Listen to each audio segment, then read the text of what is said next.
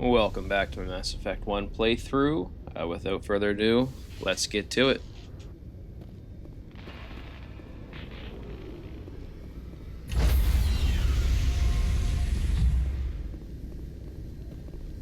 Stand by, shore party. Decontamination in progress. I heard what happened to Captain Anderson. Survives 100 battles and then gets taken down by backroom politics. Just watch your back, Commander. Things go bad on this mission, you're next on their chopping block. Saren's out there somewhere, and we're gonna find him. Everyone on this ship's behind you, Commander. 100%. Intercom's open. If you got anything you want to say to the crew, now's the time. This is Commander Shepard speaking. We have our orders. Find Saren before he finds the conduit. I won't lie to you, crew. This mission isn't going to be easy. For too long, our species has stood apart from the others. For us to step up and do our part for the rest of the galaxy. Time to show them what humans are made of. Our enemy knows we're coming. When we go into the Traverse, Saren's followers will be waiting for us. But we'll be ready for them, too. Humanity needs to do this. Not just for our own sake, but for the sake of every other species in Citadel space. Saren must be stopped. And I promise you all, we will stop him. Well said, Commander. Captain will be proud.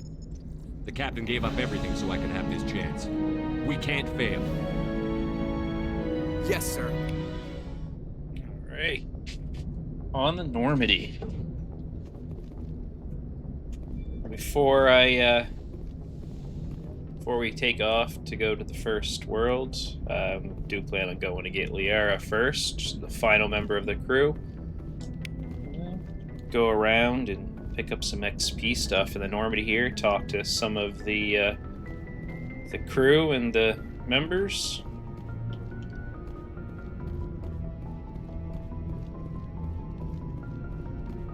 Commander, something you need? How's the Normandy performing? Is she everything they said she'd be? She's the best ship in the fleet. If you've got a pilot who knows how to handle her. Balance isn't what you'd expect. Takes a while to get used to that oversized drive core we got stuffed in the back, and her power can sneak up on you if you're not careful. The Normandy's probably too much ship for your average Alliance pilot, Commander. Lucky for you, I'm anything but average. I like to know my crew. Mind if I ask you a few questions?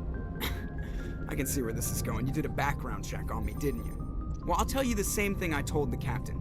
You want me as your pilot. I'm not good. I'm not even great. I am the best damn helmsman in the Alliance fleet. Top of my class in flight school, I earned that. All those commendations in my file, I earned every single one. Those weren't given to me as charity for my disease. What are you talking about? Are you sick? You mean you didn't know? Oh, crap. Okay, I've got Vrolik syndrome, brittle bone disease. The bones in my legs never develop properly. They're basically hollow, too much force and they'll shatter. Even with crutches and my leg braces, it's hard to get around. One wrong step and crack! It's very dramatic, but I've learned to manage my condition, Commander. Put the Normandy in my hands and I'll make her dance for you. Just don't ask me to get up and dance unless, you like the sound of snapping shin bone. Why does everyone call you Joker? It's a lot shorter than saying Alliance Flight Lieutenant Jeff Moreau. Plus, I love to make little children laugh. I was just thinking how much you remind me of Santa Claus. Look, I didn't pick the name. One of the instructors in flight school used to bug me about never smiling. She started calling me Joker, and it stuck. Why didn't you ever smile? Hey, I worked my ass off in flight school, Commander. The world's not gonna hand you anything if you go around grinning like an idiot. By the end of the year, I was the best pilot in the academy, even better than the instructors, and everybody knew it. They'd all got their asses kicked by the sickly kid with the creaky little legs. One guess who was smiling at graduation? I need to know more about this Vrolik syndrome if I'm putting my ship in your hands. Yeah, of course you do. It's an extremely rare condition. Nobody knows exactly what causes it. Genetic, maybe. It's treatable, but there's no cure. They classify my case as moderate to severe. I was born with over a dozen fractures, hip, thighs, ankles. My bones were already breaking in the womb. 100 years ago, I wouldn't have survived past my first year. Lucky for me, modern medical science has turned me into a productive member of society. You're not gonna break a bone trying to fly the ship, are you? I don't fly with my feet, Commander, so I'm fine as long as I'm in this chair. I gotta be real careful when I get up to take a piss, though. I can do my job as well as anyone on the ship. Better, actually. So don't worry about it. I'm not trying to make you uncomfortable. Let's talk about something else. Whatever you want, Commander. How'd you end up joining the Alliance? Look, if you're looking for an inspirational tale of the crippled kid overcoming impossible odds, you're gonna be disappointed. My mother was a civilian contractor working for the Alliance. I basically grew up on the Arcturus station back when they were building up the fleets. Spend all that time around Alliance ships, there's a good chance you'll end up going to the Academy. I have to go. Alright, see ya. There's some easy XP. So if there's anything else... Nope. I'm still in the Citadel. I haven't left yet, so... Just looking around to see if there's anything I can scan for XP. If anyone has to take over for Captain Anderson, I'm glad it's you. I'm not sure about having non-humans on our ship, though. We're all on the same team here, Presley. With all due respect, sir, that's what they said about Nihilus. Look how that turned out. Carry on, Presley. Yes, sir.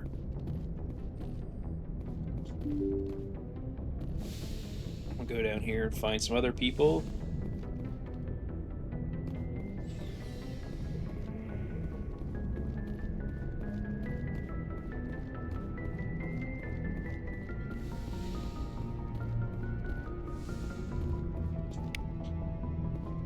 Go to the captain's quarters.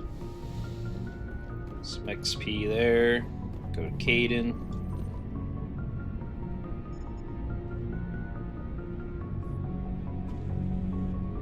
Anything you need, Commander? Just trying to get a sense of where the crew's at. Thoughts?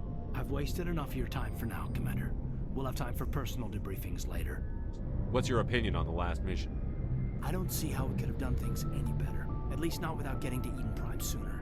And we were on the scene faster than any other Alliance ship could have been. We'll talk another time. Hey, not much to talk to Caden about. Take some of those. Go to the med bay and talk to Dr. Shockwaz. Yes, Commander? Is there something you need? How did you end up serving on an Alliance ship? I enlisted right out of med school. Earth always seemed boring to me. Too safe, too secure. I figured the colonies were teeming with exotic adventure. I wanted to travel the stars, tending the wounds of tough soldiers with piercing eyes and sensitive souls.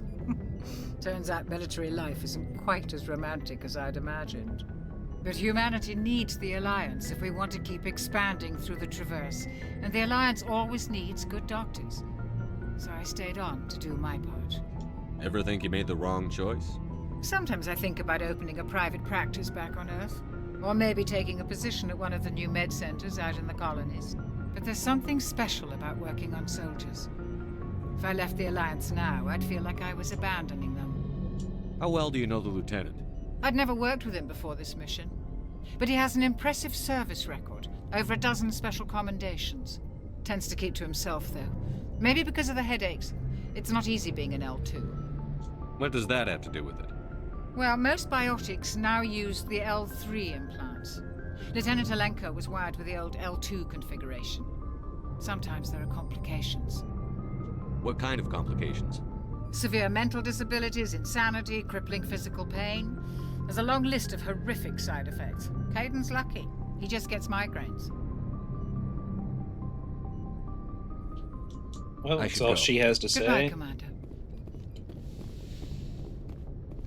Anything special in here? Nope. Let's go find some other crew members to talk to. Things to scan. Sleeper pods, which you never ever see in use, so...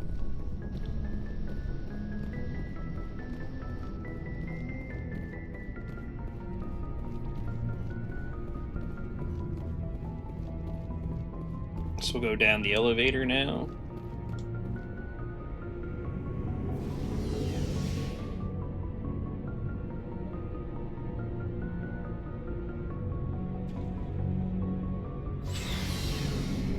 Let's go talk to Garrus. Thanks for bringing me on board, Commander. I knew working with a Spectre would be better than life at CSEC. Have you worked with a Spectre before? Well, no, but I know what they're like. Spectres make their own rules. You're free to handle things your way. At CSEC, you're buried by rules. The damn bureaucrats are always on your back. For the most part, the rules are there for a reason. Maybe. But sometimes it feels like the rules are only there to stop me from doing my work. If I'm trying to take down a suspect, it shouldn't matter how I do it, as long as I do it. But CSEC wants it done their way. Protocol and procedure come first. That's why I left. So you just quit because you didn't like the way they do things? There's more to it than that. It didn't start out bad, but as I rose in ranks, I got saddled with more and more red tape. CSEC's handling of Saren was typical. I just couldn't take it anymore. I hate leaving. I hope you made the right choice. I'd hate for you to regret it later. Well, that's sort of why I teamed up with you. It's a chance for me to get off the Citadel, see how things are done outside CSEC. Either way, I plan to make the most of this. And without CSEC headquarters looking over my shoulder, well, maybe I can get the job done my way for a change. If getting the job done means endangering innocent people, then no. We get the job done right, not fast. Got it? I wasn't trying to. I understand, Commander. Anything else to say, Garrus? Good to see you. Nope, guess not. Oh, we'll come over here and talk to Ashley. Commander? Do you have a few minutes to talk one-on-one? I'm sorry, Commander. I need to get my duties squared away. I wouldn't mind talking more later, though. What's your opinion on the last mission? Kinda wish you'd got there sooner, Commander. No offense, I appreciate the rescue. I just wish... You wish we'd been able to save the rest of your unit? Yes, sir. If I had been more alert, we wouldn't have been cut down by an ambush. The Geth are perfect ambushers. They don't move, they don't make noise, they don't even breathe. Sir, they have flashlight heads. I'll make sure it doesn't happen again. Dismissed, Chief. She wasn't very chatty Sir. either. Everyone's weapon lockers, you can equip them all with stuff there. Let's talk to Rex. Nice ship you've got, Shepard. What can I do for you? What's your story, Rex? There's no story.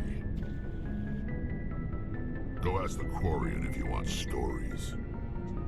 You Krogan lived for centuries. Don't tell me you haven't had a few interesting adventures. Well, there was this one time the Turians almost wiped out our entire race. That was fun. I heard about that. You know, they almost did the same to us. It's not the same. It seems pretty much the same to me. So your people were infected with a genetic mutation? An infection that makes only a few in 1,000 children survive birth? And I suppose it's destroying your entire species? I suppose it isn't all the same. I don't expect you to understand, but don't compare humanity's fate with the Krogan. I was just making conversation. I wasn't trying to upset you. Your ignorance doesn't upset me, Shepard. As for the Krogan, I gave up on them long ago. The genophage infected us, but it's not what's killing us. Are your people really dying? We're sure not getting any stronger. We're too spread out. None of us are interested in staying in our own system. Lots of species have left their homes and prospered. But they go to colonize new worlds. We're not settlers. We're warriors. We want to fight. So we leave. Hire ourselves out. And most of us never go back. What can you tell me about the genophage? Ask the Solarians if you want details. They made it. All I know, it makes breeding nearly impossible. Thousands die in stillbirth, and most never get that far. Every Krogan is infected. Every one. And no one's rushing to find a cure. Why don't the Krogan try to find a cure? When was the last time you saw a Krogan scientist? You ask a Krogan, would he rather find a cure for the genophage or fight for credits? He'll choose fighting every time. It's just who we are, Shepard. I can't change that. Nobody can. So long, Rex. Shepard. A little more backstory into the Krogans. Let's go to the engine room.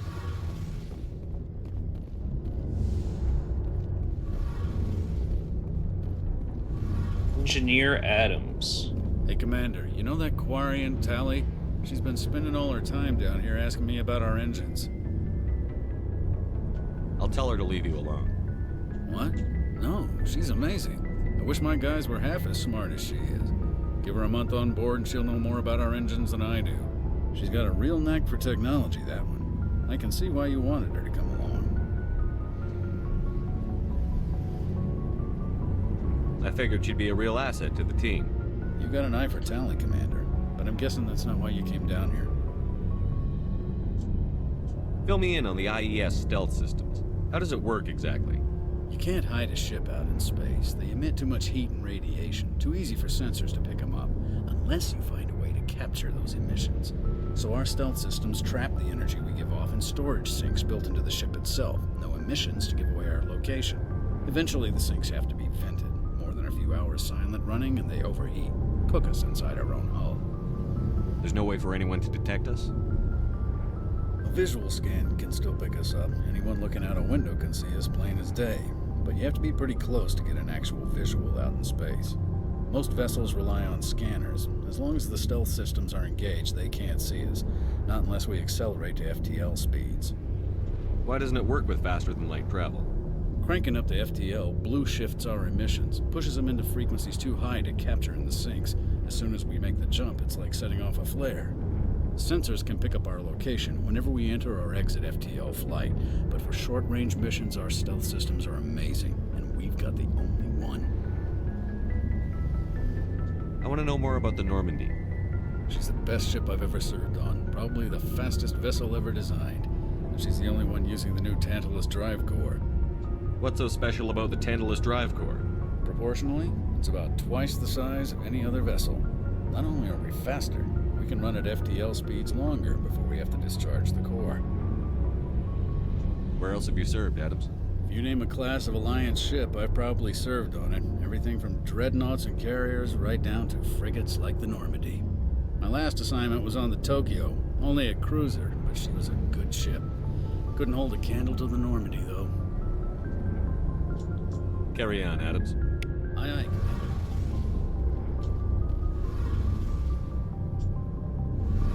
Examine those two things. Extra XP is always good. Let's talk to Tally. Your ship's amazing, Shepard. I've never seen a drive core like this before. I can't believe you were able to fit it into a ship this small. I'm starting to understand why you humans have been so successful.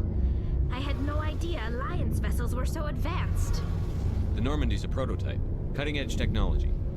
A month ago, I was patching a makeshift fuel line into a converted tug ship in the flotilla.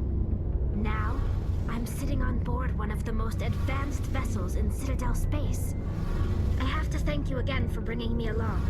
Traveling on a vessel like this is a dream come true for me. I had no idea you found ship technology so interesting. It comes with being a Quarian. The migrant fleet is the key to the survival of my people. Ships are our most valuable resource. But we don't have anything like this. We make do with cast-offs and second-hand equipment.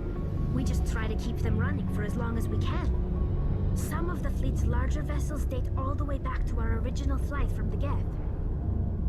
I can't believe your fleet's still using ships that are 3 centuries old. They're constantly being repaired, modified, and refitted. They aren't pretty, but they work. Mostly. We've tried to make ourselves as independent as possible on the flotilla, grow our own food, mine, and process our own fuel. But some things we just can't make on our own. A patch to maintain the hull integrity requires raw materials we just don't have. That's why our pilgrimages are so important. Tell me about your people. Our lives aren't easy. Resources are scarce, and we are constantly on the move. Everything we do must in some way contribute to the continuation of the migrant fleet. There are 17 million Quarians in the flotilla, and each of us relies on the others for survival. The bonds among my people are strong. Unfortunately, we have had to surrender many of the freedoms and civil liberties other species take for granted. What kind of freedoms? Well, it's illegal for parents to have more than one child. If our population grows too much, it would strain our resources to their breaking point. Of course, we also can't allow our numbers to become too few. If our population is in decline, the rule against single births is temporarily repealed. In extreme cases of population decline, incentives are even offered to encourage multiple births, though the Conclave hasn't had to take such measures in nearly a century. That's your government. The Conclave is our civilian branch of government. Each ship can elect a representative to serve on the Conclave and make decisions that affect the fleet as a whole. On matters that affect an individual ship, however, the captain has the final say. It's a tradition that dates back to the early days, when the fleet was governed by martial law. Fortunately, most captains nowadays are smart enough to have an elected council from their crew to give them advice and guidance. So the ultimate power rests with elected officials. In practice, the Conclave and the respective council for each ship tend to set the rules that govern our daily lives. But in theory, we are still under military jurisdiction. The 5 top-ranking military officials in the fleet serve on the Admiralty Board. These 5 have the power to overrule any decision by the Conclave in case of emergency. To do so requires unanimous agreement among the Admiralty, and they can only do this once. After that, the entire board must resign their posts. It's a safeguard that served us well. In nearly 3 centuries, the Admiralty Board has only overruled the Conclave 4 times. I want to know more about the Geth. I doubt I can tell you anything you don't already know. It's been almost 3 centuries since they drove my people into exile. All I know is the story of their origins, what they were when we created them, and how they turned on us. Interesting. The Geth were originally created to serve as an automated manual labor force. Initially, their intelligence was as limited as any VI. Over time, we made small modifications to their programming to allow them to perform more varied and complex tasks, bringing them closer and closer to true AI status. How come the Council didn't step in and stop you? This wasn't true AI research. We may have been skirting the bounds of the law, but we never did anything that was actually illegal. The changes were so insignificant, so gradual, that we were able to control them. Or so we thought. But one thing we underestimated was the power of the neural network. A million Geth thinking simultaneously created an inherently unstable matrix. What made them rebel? As we built more and more Geth, their effective intelligence became more sophisticated, more abstract. One day, a Geth began to ask its Quarian overseer questions about the nature of its existence. Am I alive? Why am I here? What is my purpose? As you can imagine, this caused a near panic among my people. What did you do? It was inevitable the newly sentient Geth would rebel against their situation. We knew they would rise up against us, so we acted first. A general order went out across all Quarian-controlled systems to permanently deactivate all Geth. The Geth responded to this order violently. You can't blame them for fighting for their survival. We had no other choice. The Geth were already on the verge of revolution. By acting quickly, we had a chance to end the war before it began.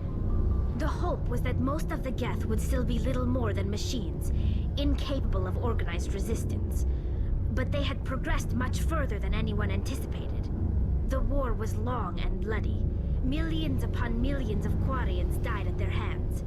In the end, we were forced to flee our own homeworld. We feared the Geth would pursue us, but they never came beyond the Veil.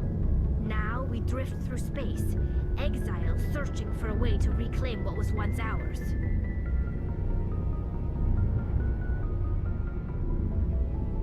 It's hard to feel sorry for you. Your ancestors tried to wipe out another species. We made a mistake when we created the Geth in the first place, but we did not make a mistake when we went to war against them. If we had not acted, they would have wiped us out. They're a synthetic life form. They have no use for organics. None. Why do you think they cut themselves off from the rest of the galaxy? Why do you think they've killed every organic being who's ever tried to contact them? I didn't mean to offend you. I'm sorry. I didn't mean to get so worked up. Most Quarians tend to have pretty strong opinions about the Geth.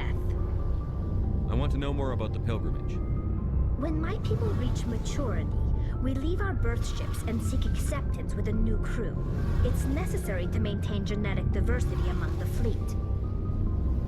But no ship wants to accept someone who will be a burden on them. So, to prove our worth, we embark on a pilgrimage. We set out alone, leaving the flotilla and our families behind us. We only return once we have found something of value we can bring back to the fleet. This is presented as a gift to the captain of the respective ship we wish to join. If the gift is accepted, we are welcomed into the crew. Can a captain choose to reject the gift? That doesn't happen often. Most captains are eager to increase the size of their crew. It increases their own standing in our society. Even when a gift is not particularly valuable, the captain usually accepts it out of a sense of tradition. However, there is a stigma to presenting a substandard gift. It's not the best way to make a good impression on a new community. Most pilgrims don't return until they find something worthwhile. I want to talk about something else. Like what? I should go. See you later. Alright, so Tally definitely had the most to say out of everybody. I guess now we head out to find Liara.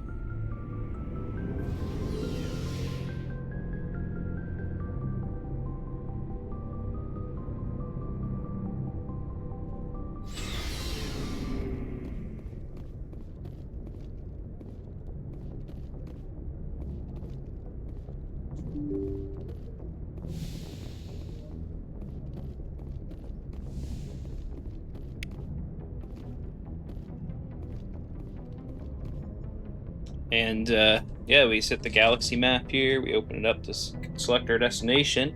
I know this is going to be a shorter video and not much happened, but talking to the crew, getting to know the crew. But I'm going to end this video here, and I will see you all in the next one.